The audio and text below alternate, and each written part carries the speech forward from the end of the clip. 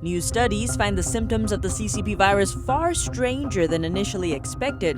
What are COVID toes, and how can a patient have severe lack of oxygen without even realizing?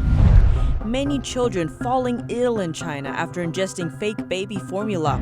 It's the latest of a series of cases involving problematic baby food. The WHO coming under increased global scrutiny for its handling of the pandemic, now rising tensions between the agency and Beijing over the virus investigation. And President Trump says U.S. funding for the WHO could drop by 90%. He talks about some of the reasoning behind this number. Welcome to China in Focus. I'm Tiffany Meyer. The US, Canada, the UK, France, Germany, Japan, Australia, and New Zealand have asked that Taiwan be invited to the WHO's virtual meeting starting May 18th. China has launched a counterattack, asking countries to co-sign a letter urging the WHO not to discuss Taiwan's participation at the meeting. In the confidential letter obtained by Foreign Policy, China asked the WHO to follow the One China principle and block Taiwan's participation at the meeting. The letter says controversial issues like Taiwan should not be discussed. And the meeting should focus on saving lives and not get distracted by political manipulation. Taiwan has only 440 confirmed cases so far and 7 deaths. It has a population of about 24 million and is only 110 miles from mainland China.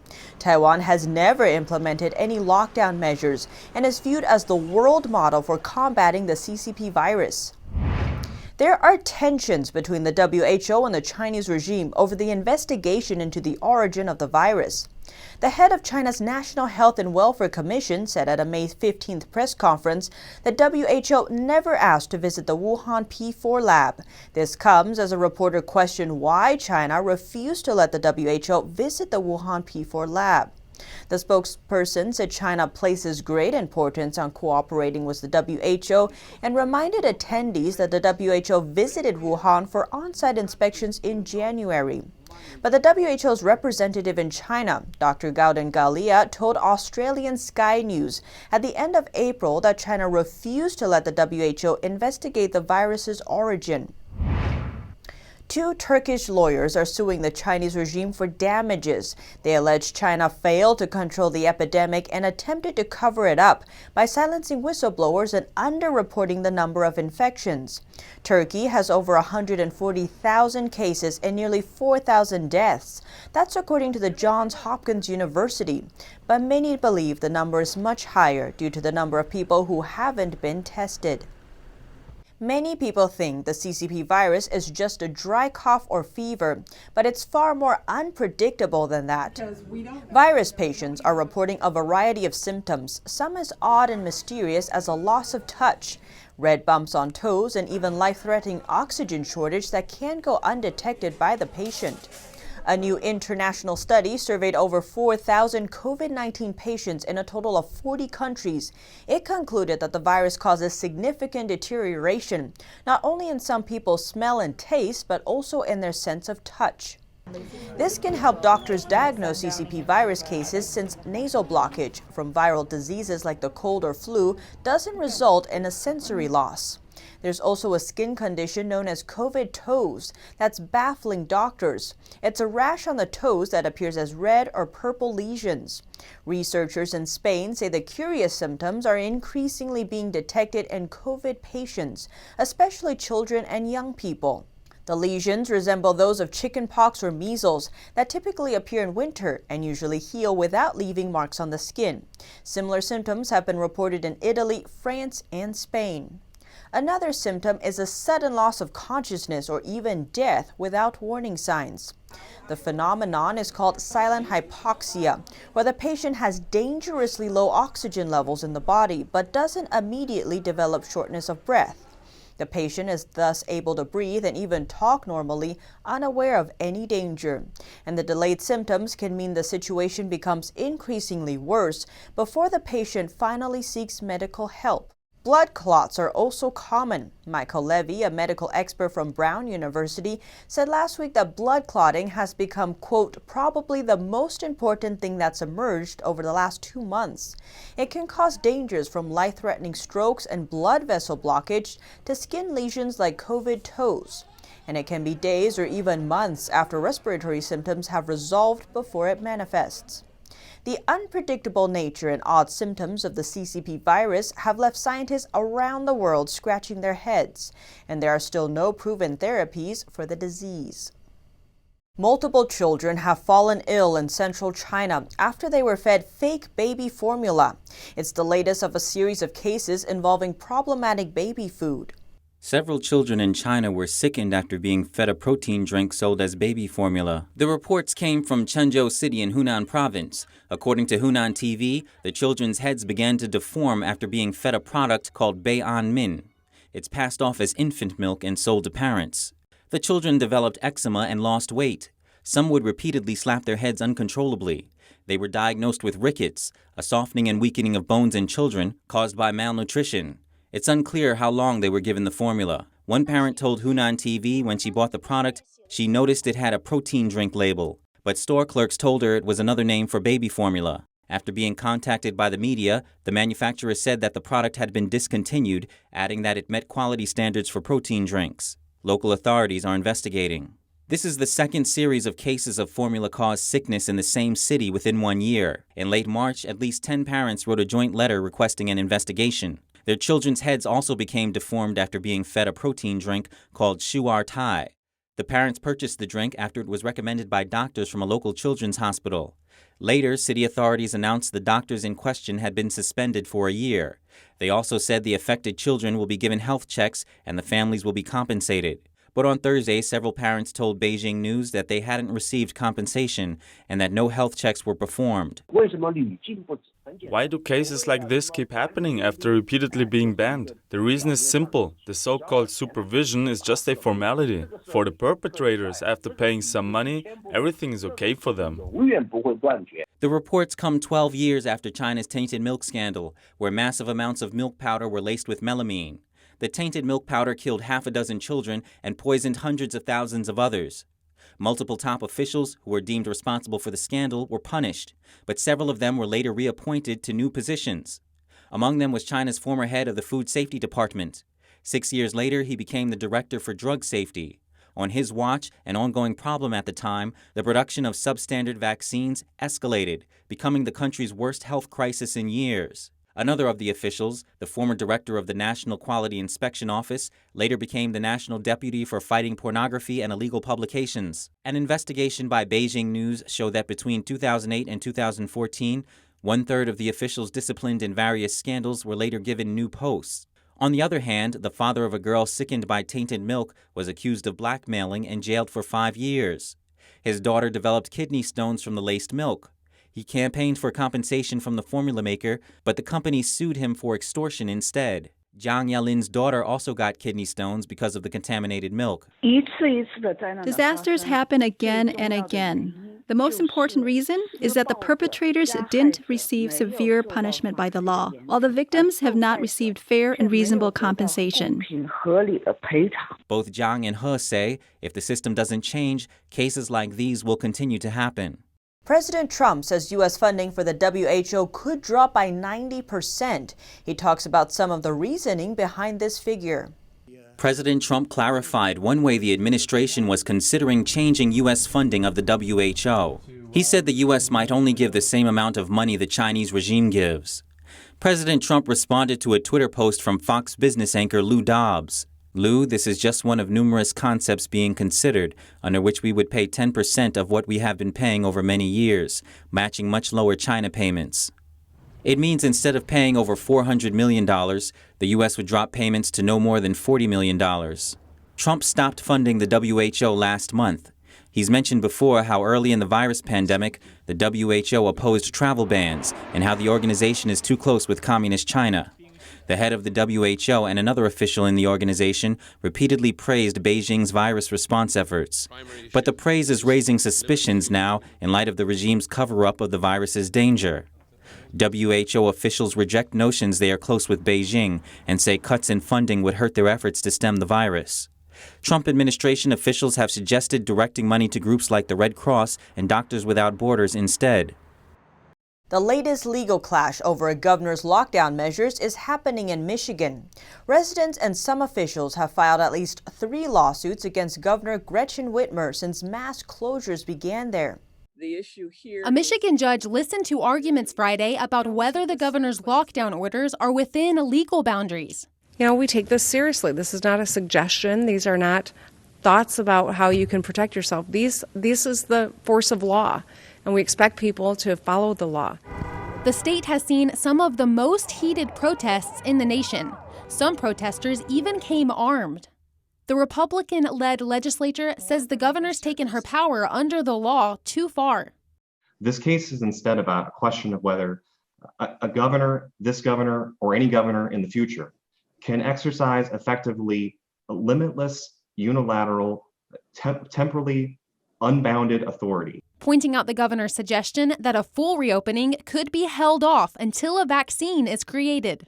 The lawyer defending the governor says the case is absurd. There's no dispute that a disaster and emergency exists. House and Senate leaders criticize the governor for choosing a broad approach to reopening instead of a regional one, since some areas haven't been hit as hard by the virus. The judge didn't make a decision, instead predicting that the case would end up going to the Supreme Court, much like the Wisconsin case, where the governor lost, paving the way for bars and restaurants to reopen.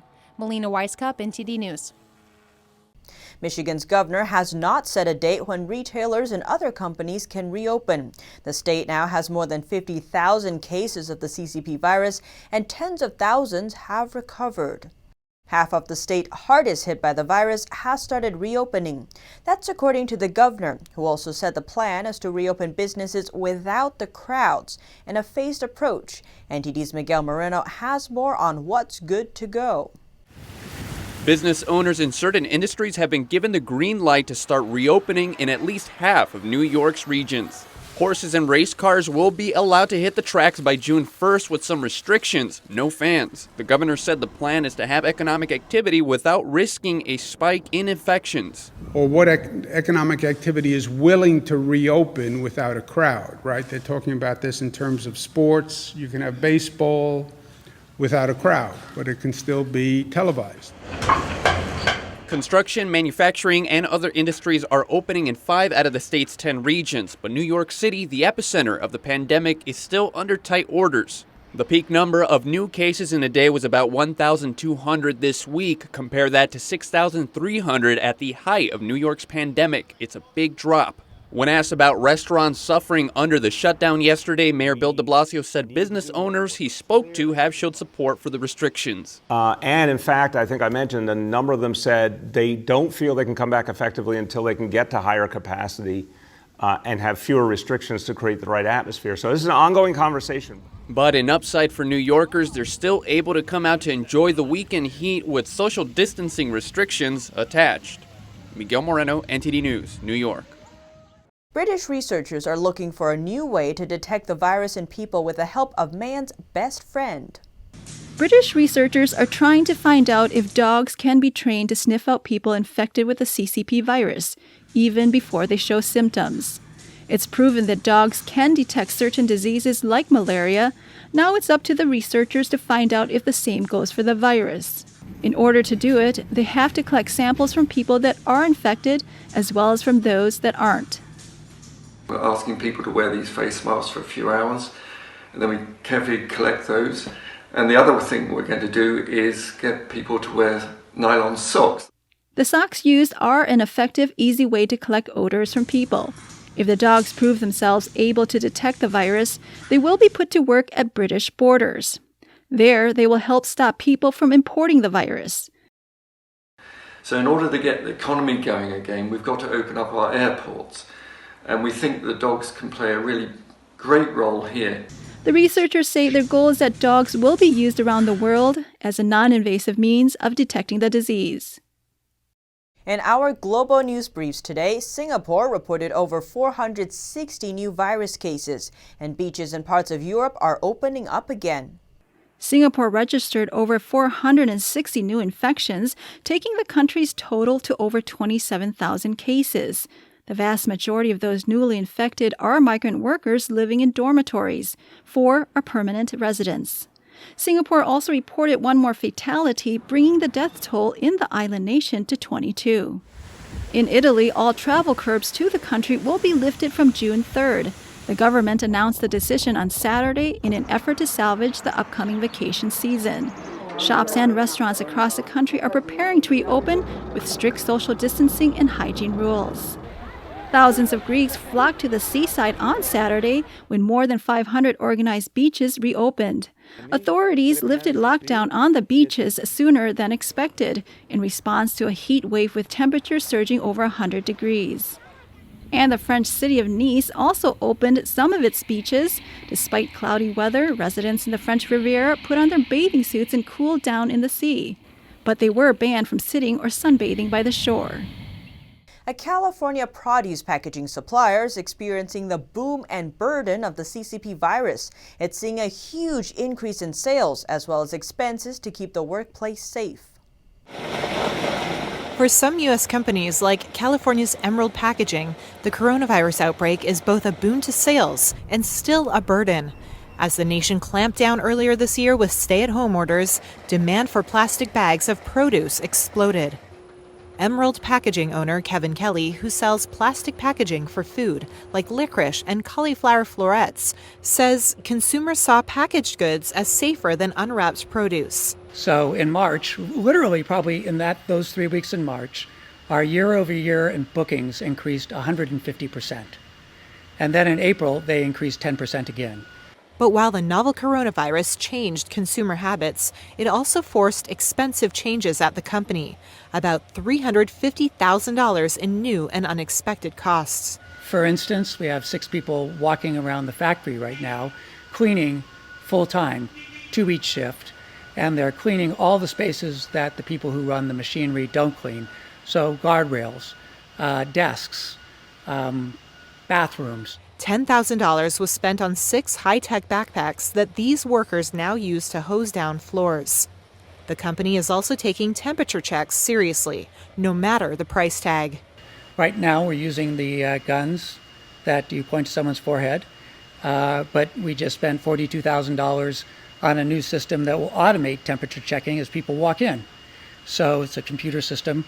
It infrared, it picks up someone's temperature as they walk through the system. But still, it's $40,000 for 2 systems. And that isn't the capital expense we planned for this year. Wasn't in the budget. Kelly says he hasn't increased his prices yet because he knows many customers are in a pinch. Recently, Kelly's biggest customer told him it was looking around at even cheaper options. With many gyms still closed, people are looking to transform their homes into fitness centers as a new alternative. There's now an increase in demand for exercise equipment. Out of concern that crowded areas could cause another rise in virus cases, fitness centers and outdoor gyms have been ordered to remain closed. To cope, many people are now ordering exercise equipment as a way to bring the gym into their homes. When I canceled that membership, the first thing I did was get a bench and barbell so I could continue some of the weight training I was doing. The gym equipment seems to be beneficial for both parents and their children. One mother decided to order a trampoline for her 3 kids. And the reason we did that was because the kids were waking up in the morning with a ton of energy, and we did not have a way to get out all this pent-up energy. Some say the gym equipment can help prevent people from turning into couch potatoes while under quarantine. I was afraid to, 1, get out of shape, and 2, I'm staying inside and working on my computer all day, and I needed a change, and I needed structure to my life. Fitness equipment company Rep Fitness is mobilizing its workforce and calling for more manufacturing to meet the new demand. We've doubled our capacity as far as how much we can produce, so our manufacturing capacity has doubled, and we've been hiring as quickly as we can. Rep Fitness co-founder Ryan McGrotty is advising other fitness equipment companies to change their business models in order to stay afloat. Here at China in Focus, we dedicate ourselves to bringing you truthful, unbiased reporting.